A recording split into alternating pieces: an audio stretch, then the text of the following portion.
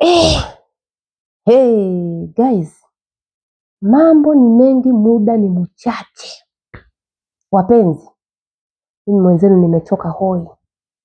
Hii story sio kama nilikuwa sijui, nimeifuatilia ya Salma. Wanayemfuatilia Salma jamani, kwanza tumweke kwenye dua. Salma ana hali mbaya. Salma anajisikia vibaya. Jamani, kama hujawahi kuumizwa, hususan kwenye pesa, cha kwanza hapa duniani cha kuumizwa zaidi mpaka mtu unahisi kama kichwa kinachanganikiwa hivi. Msiba wa mzazi wako, wa mtoto, familia yako, damu yako, cha kwanza. Cha pili, jasho lako. Kama mtu hujawahi kuumizwa kwenye vitu hivi viwili, nyoosha mikono yote juu, piga magoti yako sehemu ulipo, mwambie Mwenyezi Mungu asante. Na wale ambao tumepitishwa kwenye mitihani kama hii, kama umepitia mitihani kama ya Salma, Mwenyezi Mungu anakuandalia kitu kizuri sana hapo mbeleni. Utakuja kuniambia kwamba Daisha ulisema, Aunti Asha ulisema, utakuja kunishukuru baadaye. Mwenyezi Mungu anamwachia mtu ambaye anatumia nguvu zake kukunyang'anya kile ulichopewa na Mwenyezi Mungu. Ile ni riski umepewa na Mwenyezi Mungu, anakunyang'anya kinguvu. Mwenyezi Mungu humwachia kwanza, ajione yeye jabari, ajione yeye ni kila kitu kwenye maisha haya duniani hapa.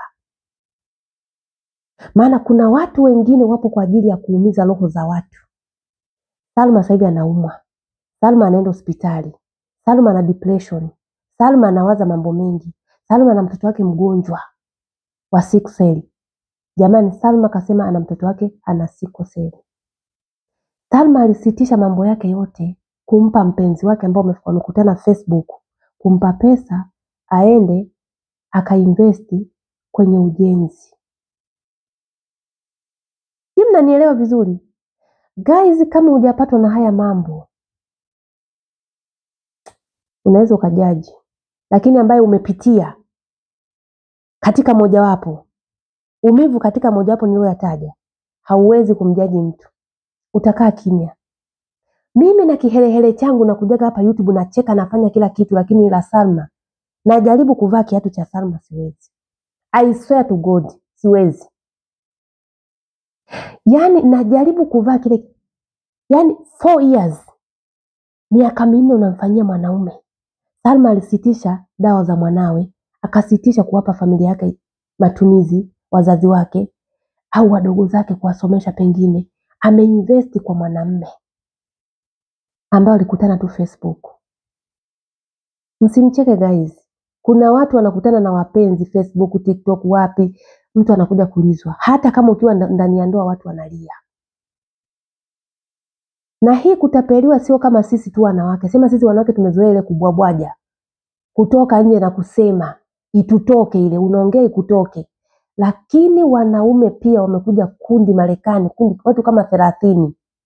Wamewekeza viwanja wapi huko panaita, ngoja kwanza ninywe maji, maana nachanganyikiwa.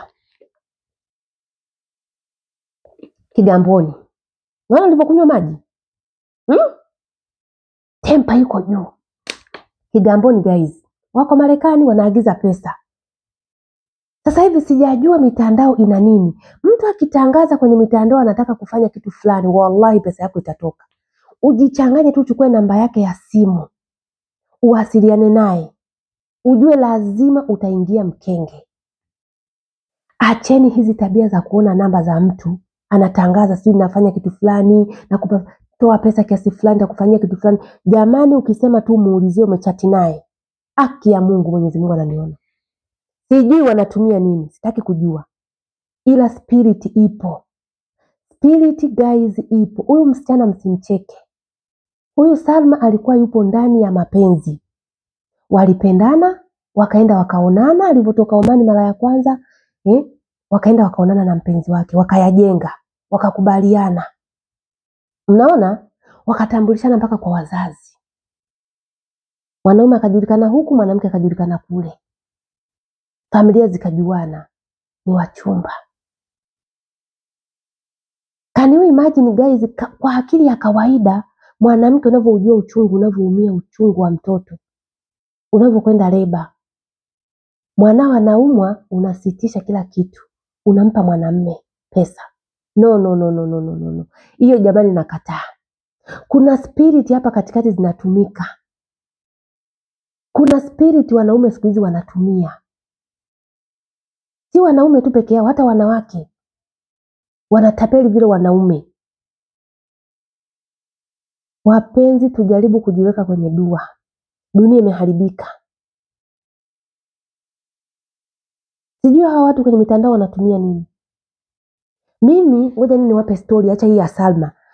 Kuna kipindi nilikuwa pale Makumbusho, kota za jeshi. Kama mtu unapajua kota za jeshi pale Makumbusho, unaona kama unaenda Mwenge hivi, kuna nini ile wanaita malene ya Mtawa pale. Kuna kuaga na matapeli. Kuna rafiki yake na sister yangu alikuwa amemaliza kufunga ndoa tu kama siku 3, akatoka nje. Alikuwa na dhahabu zake kwenye shingo na masikioni na kama vile kicheni hivi, jamani za bei. Ukipiga hesabu kama milioni 7 pamoja na simu yake. Jamani alikutana na wale watu, alipokutana nao ile kumsalimia kaitikia, wakamwambia hivi tunaomba kuulizia sehemu fulani. Yule dada akasimama. Rafiki yake na nani? Na sister yangu. Na amjua sio kuhadisiwa. Ndio maana nakwambia ukimuona mtu ametapeliwa usicheke. Usimjaji. Anapitia wakati mgumu. Hakutegemea. Hakuna mtu huona mbele. Guys, yule mtu alikutana na wale watu, walikuwa wanaume hao wawili. Kumsalimia, kumsimamisha, akasimama, wanamuulizia njia, akaanza kuwaelekeza. Jamani, alishtukia anatoa kila kitu, simu, dhahabu zake za shingoni, sijui eleni zile, katoa mpaka kile kimkufu chake, akawakabidhi. Akatoka hapo, kachukua kadi ya benki. Akaenda akatoa pesa. Silikuwa milioni 3, jumulisha na ile milioni 7. Zote shu. So usijione mjanja kama hujatapeliwa ukamcheka mtu. Maana naona kwenye magurupu huyu dada mnamwandama.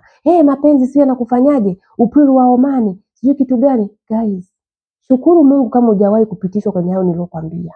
Kufiwa na mzazi wako au familia yako au kutapeliwa jasho lako.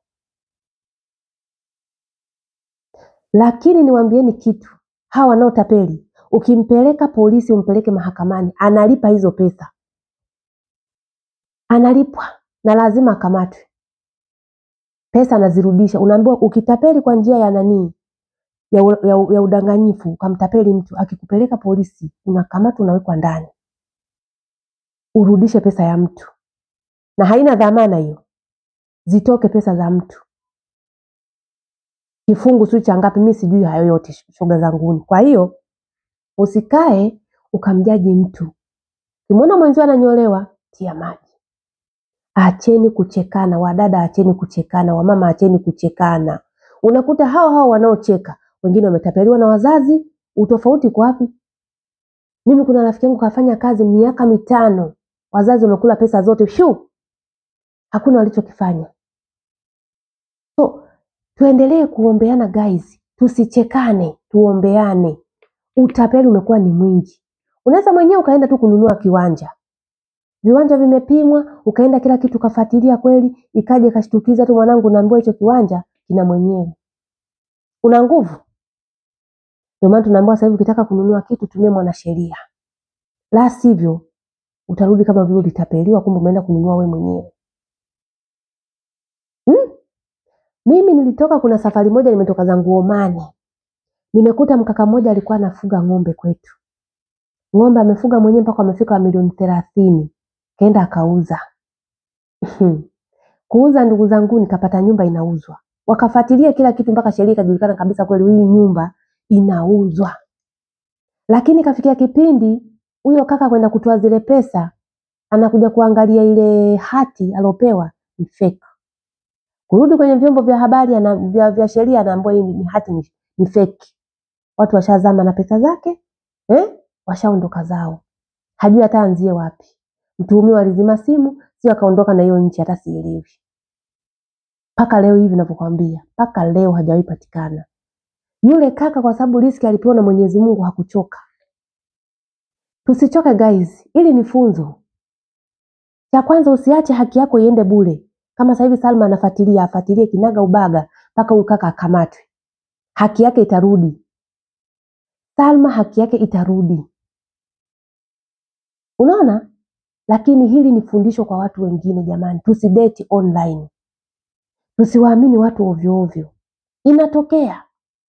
Kwa sababu siwezi kusema perfect kwamba mimi nitaishi hivi bila kudhulumiwa. Nitaishi hivi bila lazima kuna vitu vinatokea katika maisha. Ni daraja ambalo unapitia, unajifunza. Hakuna mtu anaanza tu kwenda kwenye mteremko hivi, lazima kuna milima, mabonde. Milima, mabonde. Ndio maisha haje kunyooka hivi, watu watakuita mchawi. Maisha yako yakikunyokea, ndio yale wanaanza kuita watu Freemason huyo. Sijui ana nini, kumbe mtu umehaso, umepita maisha magumu, Mwenyezi Mungu anaamua kukuinua kwa siku hii. Machozi yote ulolia nyuma yote yanafutwa na Mwenyezi Mungu. Guys, saa hizi utapeli umekuwa ni mwingi. Tuweni makini. Hususan tunaofanya kazi huku. Sasa hivi angalia ndio content creator kwenye YouTube wanatafuta wasichana waliokuepo huku.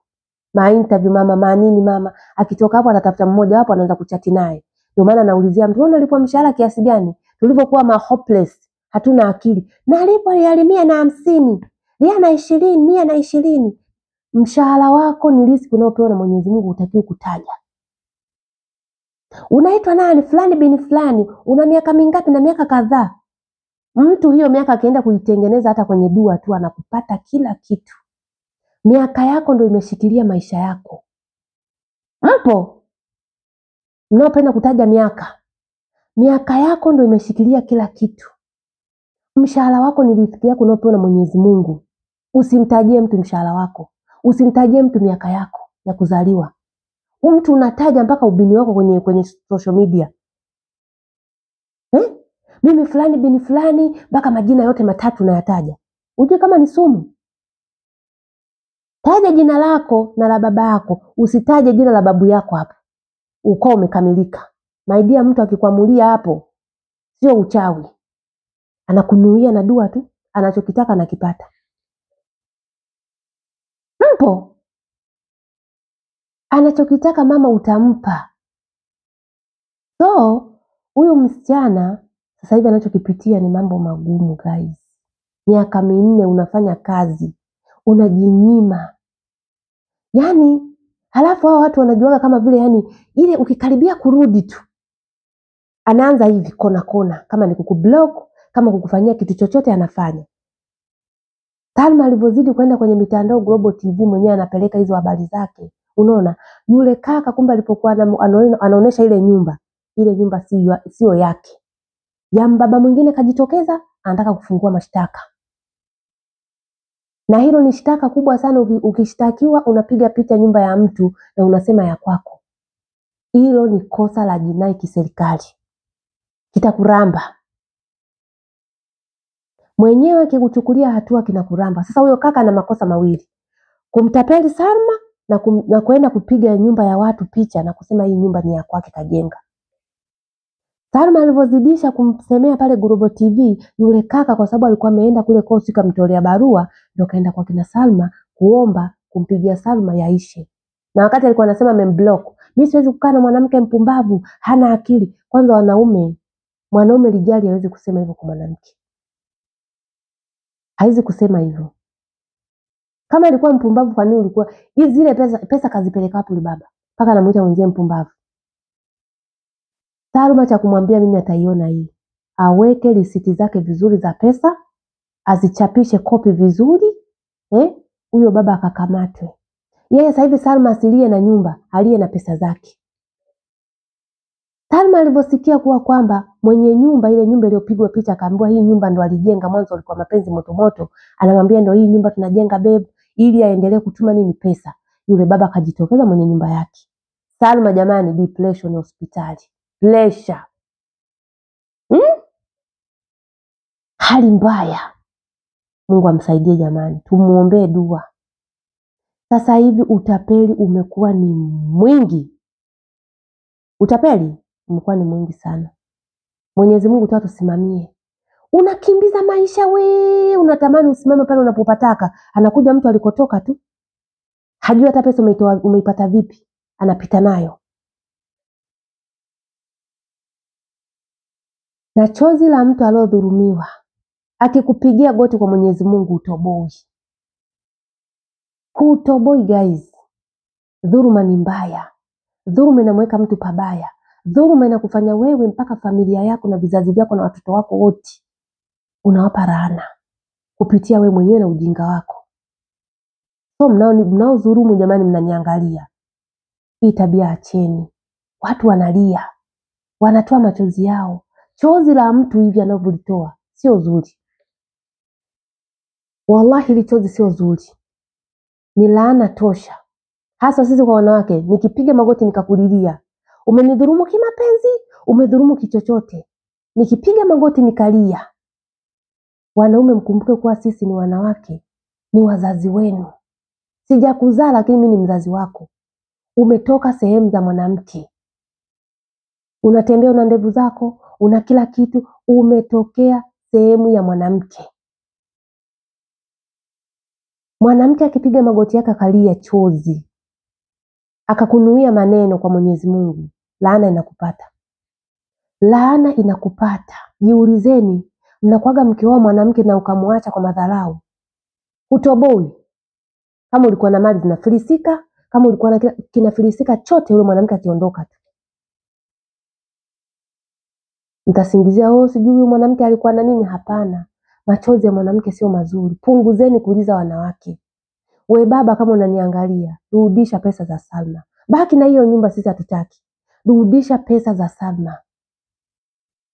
Guys, inauma. Unajua inauma?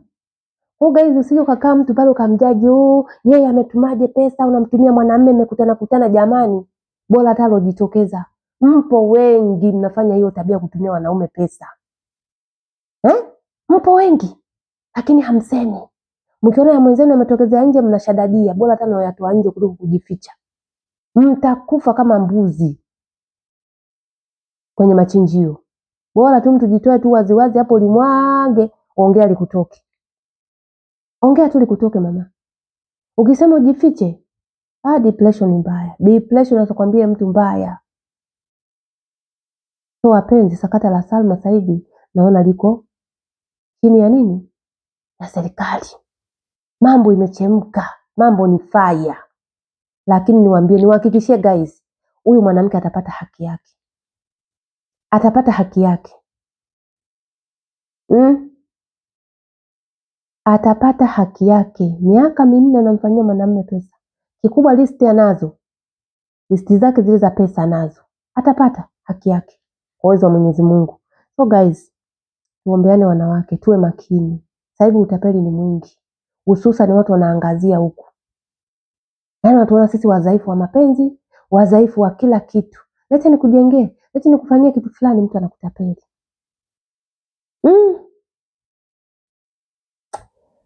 We, guys, mimi sisemi sana. So guys, sitataka kuingia sana kiundani, weka komenti yako, tunamsaidiaje mwenzetu. Jamani, tuwe na umoja, wanawake tuwe na umoja. Tusichekane, maana mnamcheka kwenye magurupu, mnamzodoa sijui, utafanyaje, utakaa na mwanamume kwenye Facebook sijui nini. Jamani, mapenzi, love, being love plus love. Msijifanye hamjui. Upwilu. Na sina hivi tuko huku. Shida mama. So guys, tuombeane. Acheni kuonana kama vile mtu yani yeye kafanya peke yake dunia nzima. Yule pale Nicole katapeli watu wangapi? Mpaka sasa hivi kesi yake iko na hajapewa dhamana. Kwa hiyo na huyu atapata haki yake. Iwe fundisho kwa watu wengine au matapeli wanaokuja kutapeli watu. Liwe fundisho. Unaambiwa kuna mwanamume mmoja kamtapeli mke wake wa ndoa. Mke wake anafanya business zake, kapata pesa zake. Alipopata pesa zake anamwambiaje, mke wangu kuna gari pale inauzwa milioni 35. Tukanunue. Sasa tunamwamini kama ni mwanamume wako. Baba watoto wako umezaa naye. Mwanamume wako wa ndoa. Anajua kile unachokifanya na akiba kiasi gani anajua. So yule mwanamume kaja kumlaghai mwanamke wake, kachukua milioni 35. Anajua mwanamke anaenda kununuliwa gari, analetewa. Na gari alipigiwa picha. Akasema mume wangu haya, mwanamume kachukua pesa. Kaishia mitini jamani, kamblock kila sehemu. Mtu anakubali kukimbia familia yake na kumblock mke wake aliyomzalia watoto. Hivi huyo mwanamke akikaa tu akapiga goti lake kabisa akakaa akatulia, akaongea na Mwenyezi Mungu saa 10 za usiku, saa 8, saa 9. Wewe mwanamume hapo ulipo utoboi. Kutoboi. Jasho ni la kwake, umemkimbia na watoto, umemlaghai mwenzio. My love, utoboi. So jamani, dhuluma sio nzuri. Dhuluma sio nzuri. Tafuteni kwa jasho lenu. Tafuteni kwa jasho. Tumeona wengi waliodhulumu sasa hivi wanaadhirika. Wanaishi kama ndege, kama digidigi. Yaani ni mtu uishi na maisha kama hayo. Tafuta cha kwako. Rizika na kile unachokipata. Umejaliwa mwenyewe kwenye sehemu yako, shukuru Mungu. Umejaliwa kupanga nyumba, pambana mpaka utoke mwenyewe nyumba ya kupanga. Acha kuwa na tamaa na vitu vya watu. Maisha magumu, jiweke wazi. Nenda hata kwenye media yote, nenda uchangiwe, jamani naombeni, nisaidieni pesa ya biashara. Jamani Watanzania hawana roho mbaya. Sisi Watanzania tunashikanaga mpaka na Wakenya, wa Burundi, Yaani wote huko tunakuchangia. Unapata pesa yako ya biashara, unafanya biashara, kama unataka kujenga mwenyewe unajenga. Lakini kusema ukamtapeli mtu, unatapeli maisha yako na uhai wako. Unaangamiza familia yako.